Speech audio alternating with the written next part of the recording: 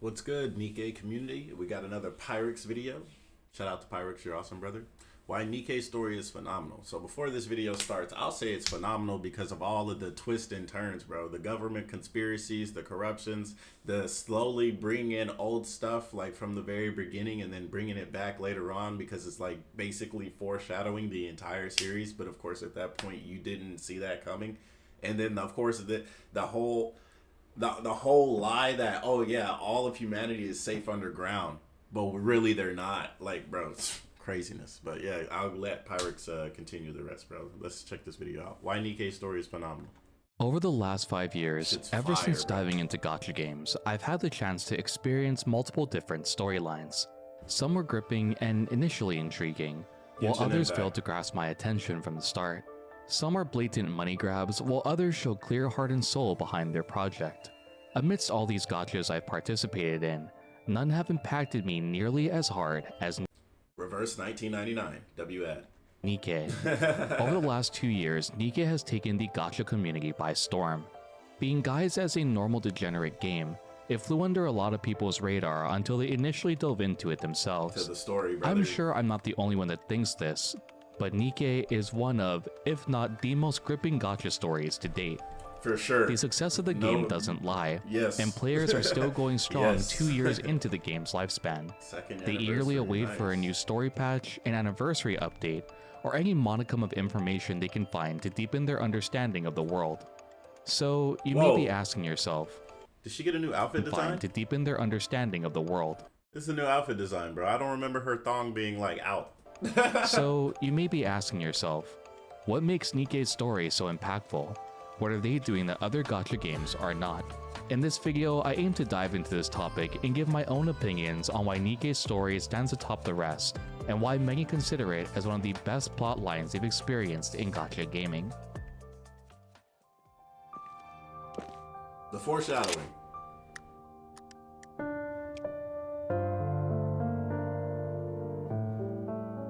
No time to hesitate, Commander. If we don't get this done, she will probably become an irregular soon.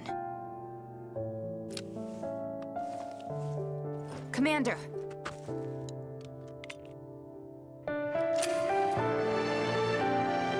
Bro, this is crazy. The music! Over here. The music! Commander. It's so good! Commander. Bro, I'm gonna cry.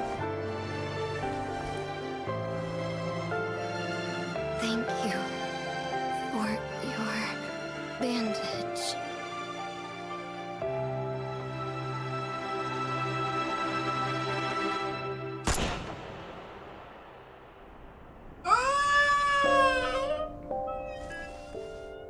No signs of life. Official confirmation of death. Our investigation mission is complete. Head back to the Ark. Damn it. Why is it gotta be this way? That's crazy.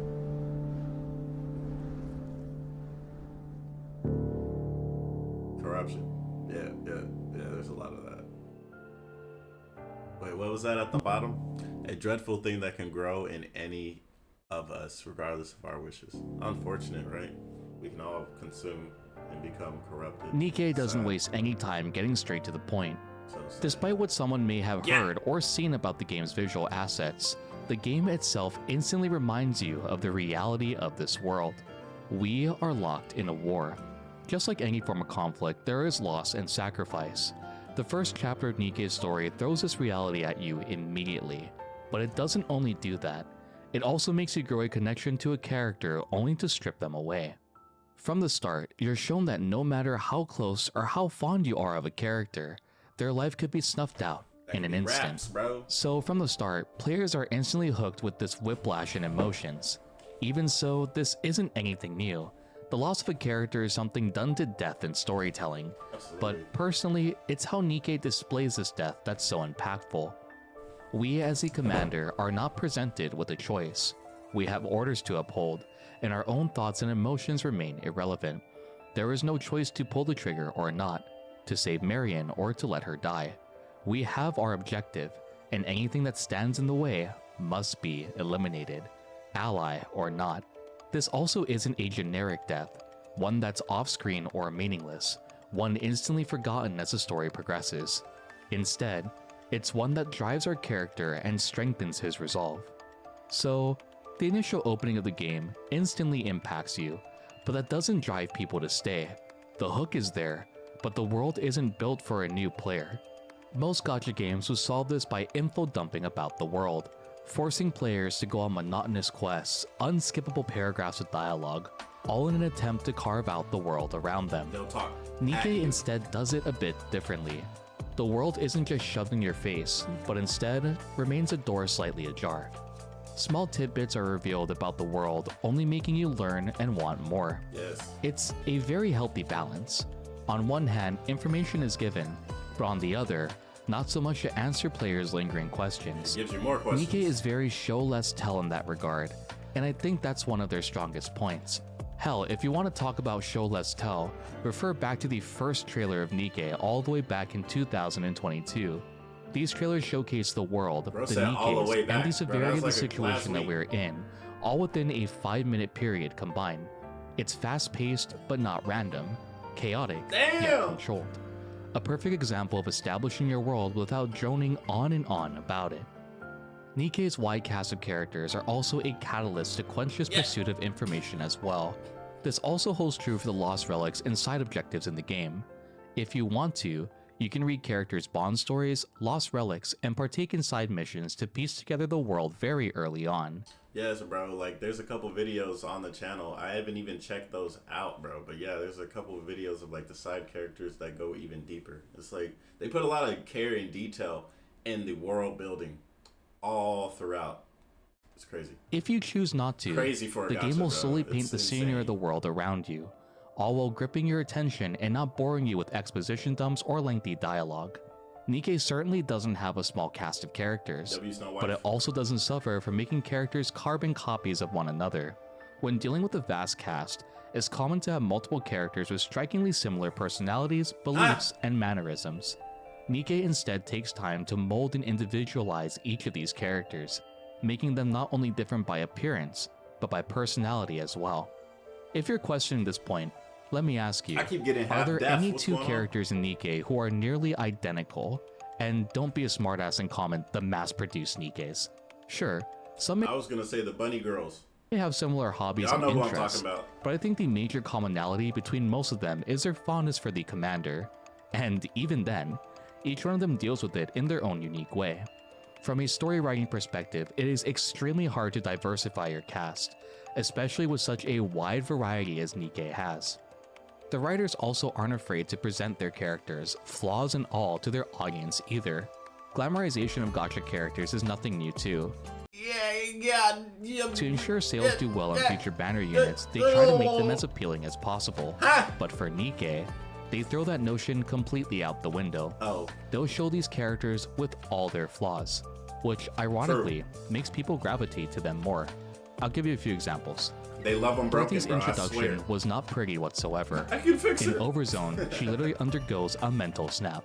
She loses everything and experiences decades of turmoil. Despite her seething hatred for mankind and her obsession with bringing the arc to its knees, she still is a beloved character and one of the most popular amidst the player base. If you're even remotely familiar with Nikke, you'll have seen this little abomination floating around. Hell, Dorothy is such a popular character, people who don't even know Nikke have seen this derpy face before. And Modernia is no different. She's a character who we are forced to terminate on the first chapter. The one who, on multiple occasions, nearly kills us, and eventually is brought back to humanity's side. A Nikke wandering for a purpose, and one who has no real sense of belonging. Just like Dorothy, despite her flaws, she's instantly a fan favorite. It's not just the pilgrims though, the counters are also a golden example of this point too. In some way, the player can resonate with at least one of them, incentivizing them to want to continue on to see their character rise and overcome their shortcomings. Footsteps Walk Run for Rappy is a prime example of overcoming hardship. For Neon, it would be the events of chapter 21 with Noah, and for Anise, it would be the discussion with Cinderella in chapters 33 and 34. and the character arc she'll undergo this year. These hardships are yet another strong factor in the game. Some gacha games have practically broken MCs or a cliche of the power of friendship overcoming all. For Nikke, though the counters may win, it isn't without some form of conflict or sacrifice. These victories aren't easily attainable, and certainly don't come served on a silver platter. For sure. Though the commander possesses Vophouse, it's not spammed to the point where enemies become nothing but a laughable joke. The Raptures, the Heretics, and the Queen are still very real looming adversaries for the counters to overcome. The commander isn't going to the battlefield knife in hand ready to spray the heretics in a sea of red. A protagonist and his supporting characters shouldn't win every encounter flawlessly. A story like this would be predictable and boring. Instead, much like Nikke does, these victories should be ones that either feel Pyrrhixz in nature or are achieved by overcoming certain obstacles or conflict. The pacing of Nikke's story is also something that truly impresses me. Some stories are short, for instance the events of Chapter 0. Others are much longer, like the Crystal Region arc. Despite this change of pace, Nikke still does it flawlessly. In modern gacha stories, it's very common to have a chapter start with our protagonist entering a new place and ending with them resolving a conflict. This, however, is not true for Nikke. Chapters are woven together. Certain arcs only lead to more mystery to be addressed later. It's not the serious moments that are impressive, but the calmer ones as well. Even fluff stories like Blue Water Island or Neverland evoke an emotional response from the audience, only this time, it's happiness rather than sadness and despair. Another point I like to make is the fact that out of every single one of Nikke's chapters, Chapter 15 is probably the weakest. And even then, there's still tidbits of lore and world building that you can uncover while playing through these chapters. While some gacha storylines feel like multiple open and shut chapters, Nikke feels much more intricate than that. Multiple caveats exist tying old and new chapters together. A chapter is never truly shut, but instead open-ended. This, although a cliche in itself, isn't done in a way that defers players from staying invested. Instead, like the point I made earlier, they give it to you in doses to keep you interested. Within these chapters also lay various antagonists that we meet in the story, and just like the supporting cast, they're also unique in their own regards too. Each one isn't simply evil to be evil, but instead are righteous in their own pursuit to achieve their goals. They're insane. Even someone as twisted as Red Shoes has a clear cause. She didn't just want to fuck over humanity for the hell of it. She truly believed that she was bringing humanity closer to unification with the Raptures. The same can be said about Crow. Although she is a drastically radical figure, she doesn't come from simply wanting to watch the arc burn. Chapter 24 is a prime example of this. She wanted to give people the reality of living underground under the hold of the Raptures. She wanted to bring true chaos and finally destroy the viewpoint the arc had as a seemingly safe utopia. Even if Crow is diluted and twisted, you can still make sense of the reason behind her actions, as diabolical as they may have been. Writing a good hero in a story is one thing, but writing a compelling villain is impressive in its own right.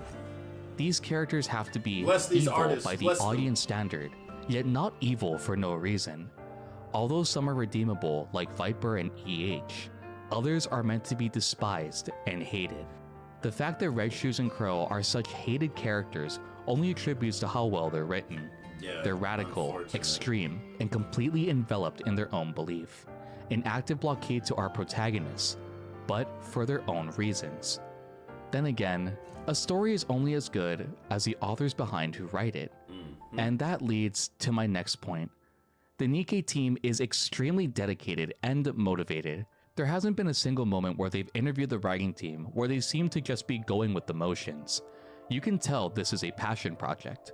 A story that's meant to take you on many twists and turns. One that's ready to gut punch you at a moment's notice. Not only that, but they're not writing chapters as they come out. They have a clear roadmap in place, something to follow to ensure their story is told to the best of their abilities. They actively are in the fandom to see reactions to major story updates and lore drops too. All the while, they continue to refine the story that they're creating. If there's one thing you can agree with me on in this video, it's that point. They care. Not just the writing team, but every person in the Nikke staff has a deep care for the work that they produce. When you break it down, Nikke's story is one that showcases time, dedication, commitment, and passion. A game created by people who truly want to give players the best experience they can provide. Nikke's story is one I intend to follow till its final chapter. And until then, I'll continue pouring as much passion into these videos as the staff do for this game. So after this long-winded video, what do you think of Nikke's story? It's amazing. Do you think it's well written? Of course. Or perhaps do you think otherwise? Nah, let me know in the comment section down below. I'd love to know what you think makes Nikke a great story, or if you have any other opinions I may have glossed over in this video. Thank you all for joining me, and I hope to continue making content for all of you to enjoy. Nikke has been a great game, and the community has been even greater. For now, I wish you all the best, take care, and I will see you all in the next video. Johnny. Knew it was coming. Yeah, man. This series is absolutely amazing. This game is rather human, and the story feels real. Yes. So that's the thing I'll also add when it comes to the storytelling in Nikke. It is very human. It's literally about humanity being flawed, from the reason why Nikkes were produced to how they were treated as objects and not cared for, to the whole Ark situation, this underground base that it's supposed to be the last, bastion of humanity, some type of utopia, is filled with corruption. And honestly, Su Yin is like the female version of Elon Musk, man. Like, you can just see like this stuff, like, no one survived. Like, maybe this is the good ending, bro. And that's sad to say, because there's a lot of civilians in here that probably were just living a normal life, but due to the corruption, they had to go through all this BS, man. It's insane, it's sad, and yeah, it's very human. It's truly very human to a scary part, to a scary point. But that's what also makes Nikke so amazing in general, because of its humanity. Because when it comes to being human, man, it's not all light and dark. There's so many shades of gray that you just have to look in the mirror one day and say, like, which character in Nikke really represents who you are? Because you could love to say the commander. In all reality, like, maybe 0.1% of the human population is the commander. Like, as soon as I got to the chapter where he was dropped into that battlefield versus a Rapture, and it was just him versus a Rapture, and he was like running around and staying alive for 12 hours or something like that. Bro, ain't no way you're the commander, bro. That's 0.1% of people, bro. I'm telling you. So these other characters also represent somebody, or you resonate with them in some way, whether it's emotionally or it's the actual character development. Maybe they have something like their trauma resonates with your trauma, and that's what indeed makes Nikke such an amazing series. Like, even this character, I don't remember her name, but I do remember when she decided to get serious, when she was no longer afraid of her trauma, and then she went all out. Right? Like, there's something in us that we all have that resonates, and it makes us want to become more, especially in a specific moment in time where that survival instinct kicks in, where you either you fight, you flight, or you freeze, right? Some of us have that fight in us, and that comes out, and this also gets represented with the other characters. And some of us legitimately want to see the world burn for some reason. And that's represented in these characters as well. It's just part of it. Some people are greedy and corrupt. Some people will manipulate others. That's shown inside of the Ark, right? Anderson. Anderson is a cool guy, but he be really pulling strings to get shit done. He is not by the books, you know what I'm saying? So there's definitely a lot of humanity inside of it, and you just got to play the game of life. And that's what Nikke, for me, it's a good representation of how to play the game of life, besides the big booby anime robot women, besides that part. But maybe one day, you never know, right? But until next time, man, this was a great, amazing video. I can't wait to see the next story recap. And thank you, Nikke fans, for enjoying the Nikke videos I be dropping. And I'll see you guys on the next one, man. Thanks for watching. Peace.